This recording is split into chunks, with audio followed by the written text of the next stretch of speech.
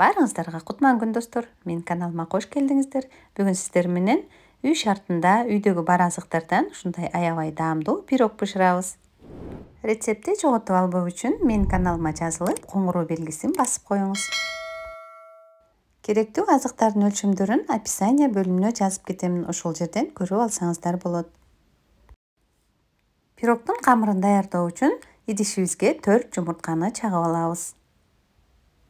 Үстүнө кум шекерди кошуп, миксердин жардамы менен жумурткалуу масса 2 эсе көтөрүлгөнчө миксерлейбиз.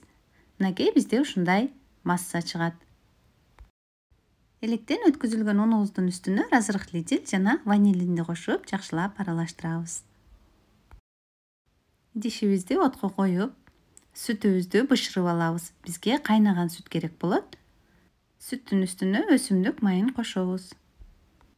Жумурткалуу массабыздын үстүнө унду жана кайнатып алган сүтүбүздү кезек-кезеги менен кошуп, венчиктин жардамы менен жакшылап аралаштырабыз.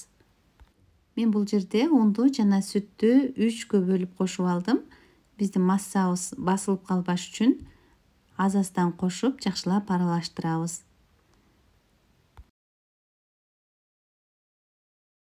Пирогубуздун камыры даяр болду. Ушундай коюлукта болуш керек.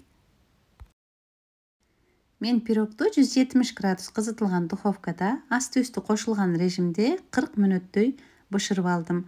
Камырды салгандан кийин алгачкы 20 мүнөттө духовканын эшигин ачпаңыздар, себеби камырыңыздар анча көтөрүлбөй калат.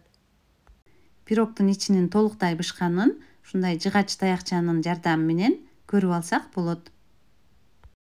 Мынакей достор, биздин пирогубуз бышты. Мен толуктай муздагандан кийин калпынан чечип алдым. Эми кесип сиздерге ичин көрсөтөйүн. Ичи ушундай толуктай бышты, үлпүлдүк, назик, аябай даамдуу болду. Сиздер да сөзсүз түрдө ушул рецепт менен жасап көрүңүздөр.